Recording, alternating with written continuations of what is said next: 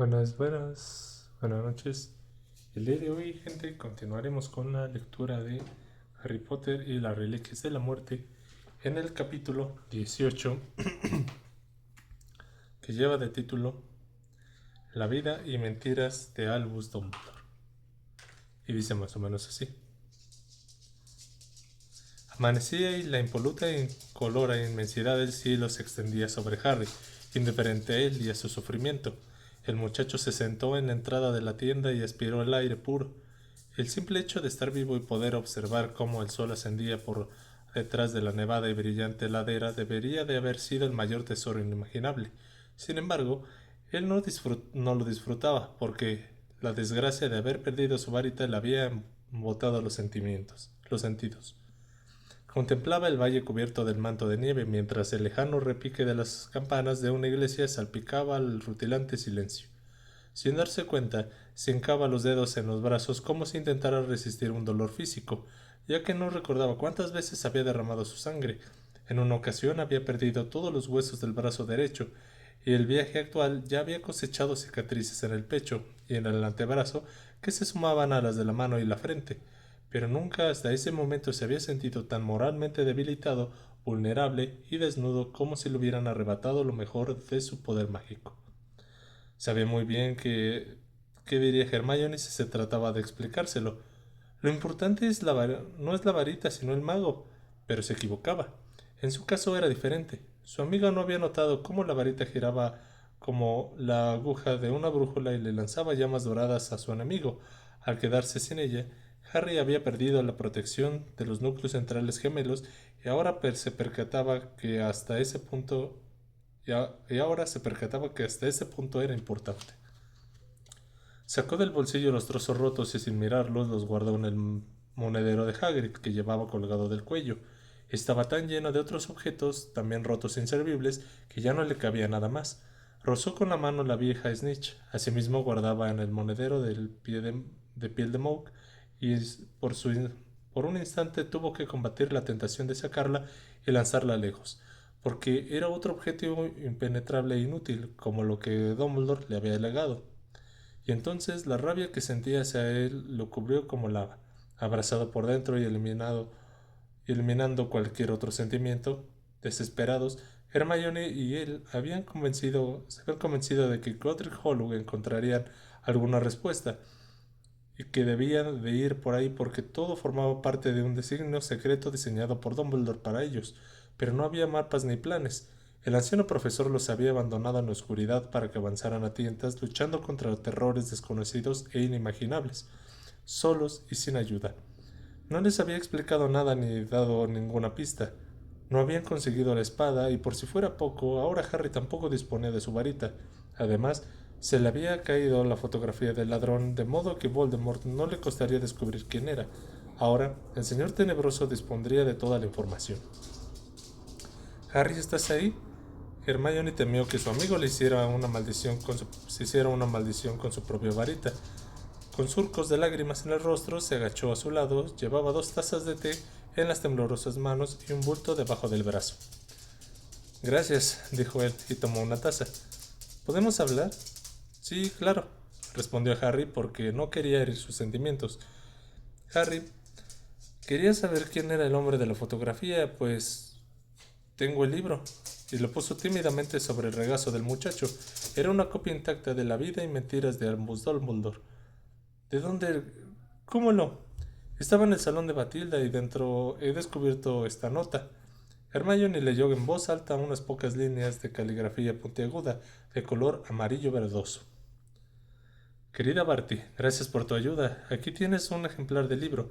Espero que te guste. Me lo contaste todo, aunque no lo recuerdes. Rita». Debió de llegar mientras la Batilda auténtica todavía vivía, pero quizás ya no esté en condiciones de leerlo. Es posible. Harry contempló el rostro de Dumbledore en la tapa del libro y experimentó un arrebato de goce.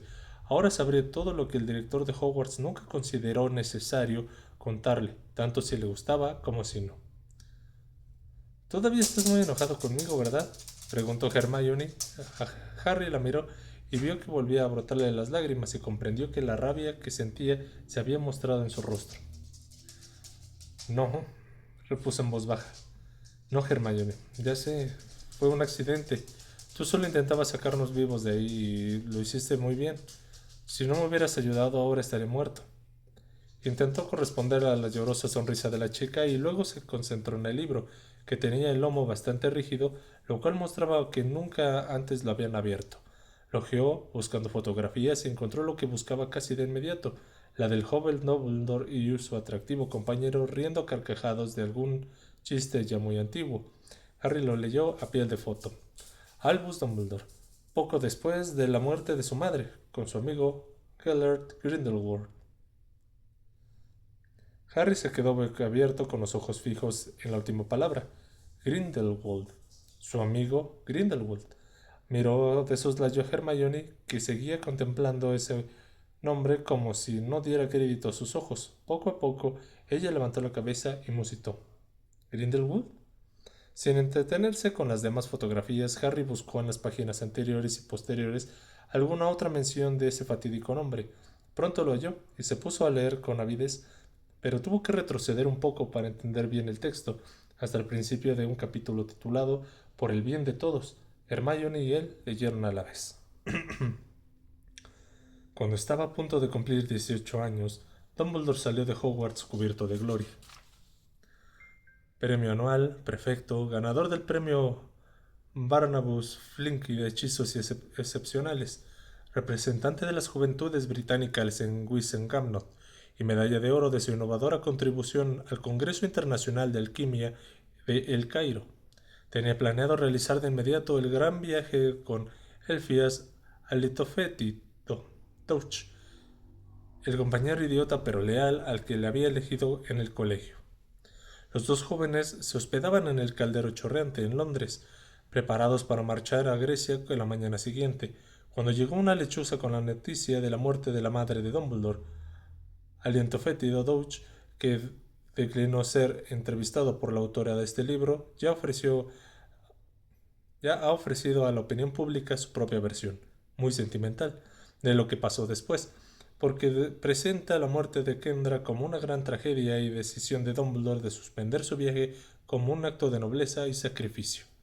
Así pues, Dumbledore regresó de inmediato a Grodick Hollow, presuntamente para cuidar a sus hermanos, ambos más jóvenes que él, pero ¿es cierto que los cuidó? Ilse Aberforth estaba loco de atar, afirma Enid Smith, cuya familia, viva en las afueras de Godric Hollow en esa época, se volvió salvaje. Claro, como habían muerto sus padres, era normal que la gente lo compadeciera, pero a mí, por ejemplo, no paraba de lanzarme excrementos de cabra en la cabeza. No creo que Albus Dumbledore se preocupara mucho por él. Además, nunca los vi juntos. Entonces, ¿qué hacía Albus si no estaba consolando a su desenfrenado hermano pequeño? Por lo visto, la respuesta es que regresó a Godric Hollow para asegurarse de que el prolongado encierro de su hermana no se interrumpiera, porque, aunque había muerto su principal carcelera, no se produjo ningún cambio en las lamentables condiciones en que vivía Ariana Dumbledore. Su mera existencia continuó siendo un secreto muy bien guardado, solo conocido por algunas personas ajenas a la familia, quienes, como Aliento Fétido Douch, nunca se les había ocurrido poner en tela de juicio el cuento de la mala salud de la joven. Otra amiga de la familia a quien se podía engañar fácilmente era Bathilda Bagshot, la célebre historiadora de la magia que lleva muchos años viviendo en Godric Hollow. Kendra rechazó la hospitalidad de Bathilda, como lo hizo con otros vecinos, cuando ésta trató de darle la bienvenida al pueblo. Sin embargo, unos años más tarde, la historiadora le envió una lechuza a Albus, que por entonces residía en Hogwarts, porque le había causado muy buena impresión su artículo de transformaciones entre especies, publicado en La Transformación Moderna. Ese, ese contacto inicial permitió que Bathilda acabara entablando relación con toda la familia de Dumbledore. Cuando murió Kendra, Bathilda era la única persona de Godric Hollow que hablaba con la madre de Dumbledore. Por desgracia, la genialidad de Bathilda siempre exhibió en el pasado había empezado a empañarse, el fuego arde, pero el caldero está vacío. Así expresaba Ivor Tilopsy su opinión refiriéndose a ella, o, para emplear la frase más directa y mundana de Enid Smith, Está más loca que una cabra. Aún así, una combinación de técnicas periodísticas de probada infalibilidad me permitieron sonsacarle suficientes datos con los que ir componiendo íntegramente la escandalosa historia. A semejanza del resto del mundo mágico, Batilda atribuye la premura muerte de Kendra al encantamiento fallido, una versión en la que Albus y Aberforth insistían en años posteriores. Batilda además repite como un loro lo que la familia Dumbledore decía de Ariana, y se refiere a ella como una niña frágil y delicada. Sin embargo, no lamentó los esfuerzos que tuvo que hacer para conseguir Veritaserum, porque Batilda es la única persona que conoce toda la historia secreta mejor guardada de la vida de Albus Dumbledore, revelando, ahora por primera vez, pone en duda todo lo que creían los admiradores del mago, su presunto odio hacia las artes oscuras, su oposición a la opresión de los moguls e incluso la devoción a su familia. El mismo verano que Dumbledore regresó a Godric Hollow, convertido en huérfano y cabeza de la familia, Atilda Bagshot accedió a acoger en su casa a su sobrino, nieto, Gellert Grindelwald. El apellido Grindelwald es famoso con razón. Si no ocupa el primer lugar en la lista de los magos tenebrosos más peligrosos de todos los tiempos, se debe únicamente a que una generación más tarde, quien, ustedes saben, le arrebató ese puesto. No obstante, como Grindelwald nunca extendió su campaña de terror hasta Gran Bretaña, aquí no conocemos muy bien los detalles de su ascenso al poder. Educado en Durmstrang, ya entonces un colegio famoso por su lamentable tolerancia contra las artes oscuras, Grindelwald resultó tan precoz y tan brillante como Dumbledore, pero, en lugar de canalizar su potencial hacia la obtención de premios y títulos, Gellert se dedicó a perseguir otros objetivos. Cuando contaba con 16 años, incluso Durmstrang consideró que no podía seguir haciéndose de la vista gorda con los retorcidos experimentos que el joven realizaba, y lo expulsaron del colegio. Hasta la fecha, lo único que se ha sabido de los movimientos de Grindelwald es que viajó unos meses por el extranjero, pero ahora ya podemos revelar que ha decidido visitar a su tía abuela, que vivía en Godric Hollow. Allí, por muy sorprendente que les parezca a muchos, entabló una íntima amistad nada menos que con Albus Dumbledore. Para mí era un muchacho encantador, explicaba Batilda. Independientemente de que él se convirtiera más tarde, como es lógico, le presenté a Albus Dumbledore. No tenía amigos de su misma edad. Los dos chicos conectaron de inmediato. Así fue, sin duda. Batilda me enseña una carta de que Albus le envió a Gellert en plena noche y que ella todavía conserva, y me explica.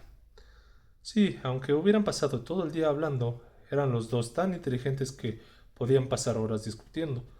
A veces yo oía cómo una lechuza golpeaba la ventana del dormitorio de mi sobrino para entregarle una carta de Albus. Si se ocurría alguna idea, tenía que contársela sin tardanza a Gellert. Y menudas ideas, aunque causen tan profunda conmoción a los admiradores de Albus Dumbledore. Estas eran las reflexiones de su héroe cuando tenía 17 años, tal como se las exponía a su gran amigo. La copia de la carta original está en la página 463. Gellert. Creo que el punto clave de tu opinión de los magos debe ejercer su dominio por el propio bien de los moguls.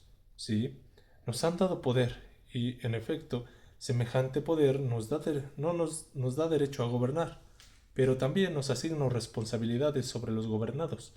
Debemos subrayar este concepto porque será la piedra angular sobre la que empecemos a construir. Cuando encontremos oposición, y sin duda la encontraremos, esa será la base de todos nuestros argumentos. Nosotros asumimos el control por el bien de todos, lo que implica que cuando hallemos resistencia debemos emplear solo la fuerza imprescindible. Ese fue tu error en Durmstrang, aunque no me quejo, porque si no te hubieran expulsado no nos habríamos conocido. Albus. Ya sé que muchos de sus admiradores se asombrarán y hasta se horrorizarán, pero esta carta constituye la prueba de que hubo un momento en que Albus Dumbledore soñó con anular el estatuto del secreto de los brujos para que los magos pudieran gobernar a los moguls. Qué conmoción para quienes siempre lo han descrito como el gran paladín de los hijos de moguls. Qué falsos parecen sus discursos en defensa de los derechos de los moguls. a la luz de estas nuevas pruebas condenatorias. Y qué despreciable se presenta a Albus Dumbledore tramando su ascenso al poder, cuando debería haber estado llorando la muerte de su madre y ocupándose de su hermana. No cabe duda que quienes estén decididos a mantener el antiguo director de Hogwarts en su demorosinado pedestal, argumentando que, al fin y al cabo, no puso en práctica sus planes porque debió de cambiar de opinión y acabó entrando en razón. Sin embargo, la verdad es más espeluznante. Cuando solo hacía 2 meses que había iniciado su gran amistad, Dumbledore y Grindelwald se separaron y no volvieron a verse hasta que tuvo lugar su legendario duelo. Más información en el capítulo 22. ¿Qué fue lo que causó esa inesperada ruptura? ¿Habría entrado Dumbledore en razón? ¿Le habría dicho a Grindelwald que no quería seguir participando en sus planes? No, nada de eso. Creo que se debió a la muerte de la pequeña Ariana, especulaba Tilda. Ese acontecimiento produjo una terrible conmoción. Keller se hallaba en la casa de los Dumbledore cuando sucedió, y al llegar a mi casa estaba muy nervioso. Me dijo que quería marcharse al día siguiente. Se lo veía muy alterado. Vaya, así que le busqué un traslador y nunca volví a verlo. Albus lo afectó mucho la muerte de Ariana. Fue un golpe terrible para los dos hermanos. Habían perdido toda su familia y ya no se tenían el uno al otro. Es lógico que no controlaran su mal genio. Aberforth culpaba a Albus, como hace a veces la gente en circunstancias tan difíciles, y siempre decía muchas tonterías, el pobrecillo. De cualquier forma, no estuvo bien que le rompiera la nariz a Albus en el funeral. A Kendra le habría dolido mucho ver a sus hijos pelear en ese modo, junto al cadáver de Ariana. Es una lástima que Geller no pudiera quedarse para el funeral porque al menos habría podido consolar a Albus. Esa lamentable pelea junto al ataúd que hasta ahora solo conocían pocas personas que asistieron al funeral de Ariana plantea varias cuestiones. ¿Por qué culpaba Aberforth Dumbledore a Albus de la muerte de su hermana?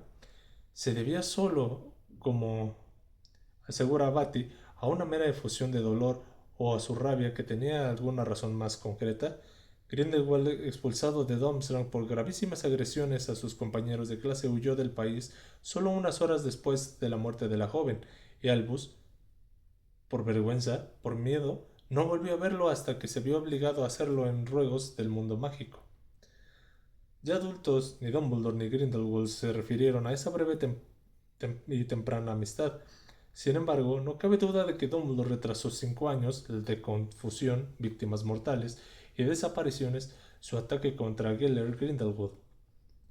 ¿Qué lo hizo vacilar? ¿El efecto que todavía sentía hacia él o el miedo en que se supiera que en el pasado había sido su mejor amigo?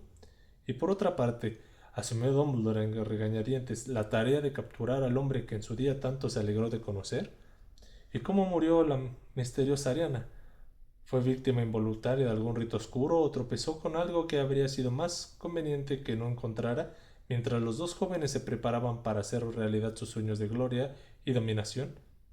¿Fue Ariana Dumbledore la primera persona que murió por el bien de todos? El capítulo termina así, y tras leer la última frase, Harry alzó la vista. Hermione, que había llegado al final de la página antes que él, le quitó el libro de las manos y, un tanto alarmada por la expresión del chico, y lo cerró sin mirarlo, como si se tratara de esconder algo indecente.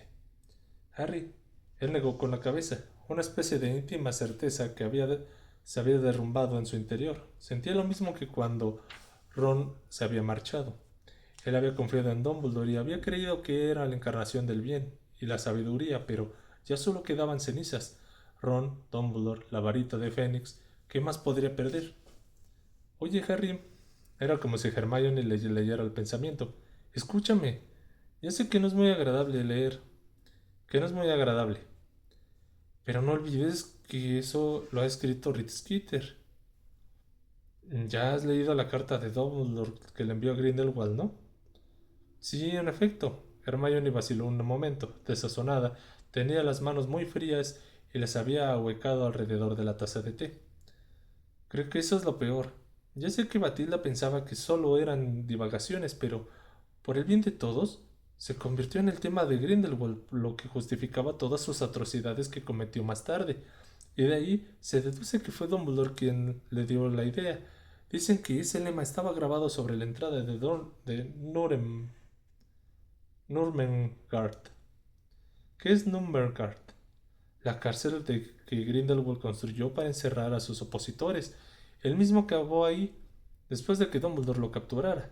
En fin, es horrible pensar que sus ideas ayudaran a Grindelwald a hacerse de poder, pero por otra parte, ni siquiera Rita puede ocultar que la amistad entre ambos solo duró unos meses, un verano, y que eran muy jóvenes y ya me imaginaba que dirías eso. No quería descargar sobre ella la rabia que sentía, pero le costaba controlar la voz. Sabía que dirías que eran muy jóvenes. Mira, tenían la misma edad que nosotros ahora. Y aquí estamos juntos jugándonos la vida para combatir las artes oscuras. En cambio, Dumbledore se dedicaba a conspirar con su mejor amigo y planear el ascenso al poder para dominar a los muggles. No sería capaz de controlar su genio mucho más tiempo, así que se levantó y se puso a andar arriba y abajo intentando calmarse. No pretendo defender lo que escribió Dumbledore, protestó Hermione. Toda esa basura de el derecho a gobernar está en la misma línea de lo que la magia es poder.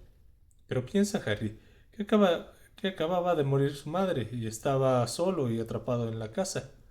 ¿Solo dices? No estaba solo. Tenía a su hermano y su hermana, una hermana Squib a la que mantenía encerrada. No lo creo, lo interrumpió Hermione y también se puso en pie. Fuera cual fuese el problema de esa chica, dudo que se tratara de un Squib. El Dumbledore que nosotros conocíamos jamás habría permitido. El Dumbledore que nosotros creíamos conocer tampoco quería conquistar a los Muggles por la fuerza, gritó Harry, y su voz resonó por la desierta cumbre. Unos mirlos emprendieron el vuelo graznando y haciendo piruetas por el cielo de color perla. Dumbledore cambió, Harry. Cambió. Es así de sencillo. Quizás creyera esas cosas cuando tenía 17 años, pero el resto de su vida se lo dedicó a combatir las artes oscuras. Él fue quien le paró los pies a Grindelwald, quien siempre apostó por la protección de los moguls y por defender a los derechos de los hijos de moguls, quien peleó contra quien tú sabes desde el principio y murió intentando acabar con él. El libro de Rita yacía en el suelo, entre ambos, y el rostro de ambos Dumbledore le sonreía con tristeza. Lo siento, Harry, pero creo que el verdadero motivo de tu furia es que él nunca te contó nada de eso. Puede ser, bramó el muchacho y alzó los brazos por encima de la cabeza, sin tener con exactitud si intentaba contener su ira o protegerse del peso de una desilusión. ¿Te das cuenta de lo que me exigió Hermione? Pon tu vida en peligro, Harry, una vez y otra y otra. Y no esperes que te explique nada, solo confía ciegamente en mí. Confía en que sé lo que hago. Confía en mí aunque yo no confíe en ti. Pero nunca me dijo nada, no me dijo toda la verdad, nunca. La voz se le quebró un tanto forzada. Se quedaron mirándose en medio del paisaje blanco y desolado, y Harry sintió que eran tan insignificantes como dos insectos bajo lo inmenso del cielo. Te quería, susurró Hermione. Sé que Dumbledore te quería. Harry bajó los brazos y repuso. Yo no sé a quién quería Hermione, pero no era a mí. Este caos en que me ha dejado no es amor, lo que de verdad pensaba lo compartió con Geller Grindelwald, mucho más que conmigo. Tomó la varita de Hermione que antes había dejado caer sobre la nieve y volviendo a sentarse en la entrada de la tienda dijo: Gracias por el té. Voy a terminar la guardia. Tú entra. Aquí hace frío. Ella titubeó, pero comprendió que su amigo quería estar solo. Recogió el libro y se metió a la tienda, pero al pasar al lado de Harry, le rozó la coronilla con la mano. Él cerró los ojos al notar la caricia y y se dio a sí mismo por desear que lo que ella había dicho fuera cierto, que Dumbledore lo había querido de verdad. Fin del capítulo 18.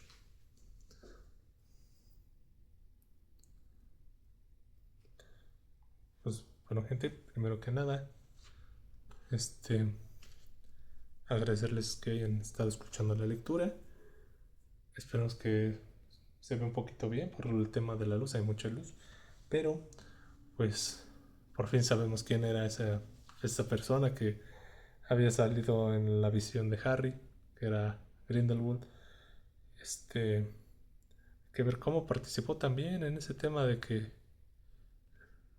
cómo se llama, del contra Voldemort. No sabía, o da la impresión que, al menos yo no recuerdo haber escuchado que creo que se conocieran, pero pues hubo una interacción. Entonces habrá que ver cómo sigue avanzando, si realmente todo lo que se leyó en el libro de Skeeter es verdad y que tanto es mentira. Sabemos que no se puede confiar en el 100%, pero vamos a ver qué resulta verdad y qué mentira. Sin más que decir, les agradezco que hayan estado aquí. Deseo excelente noche. Bye.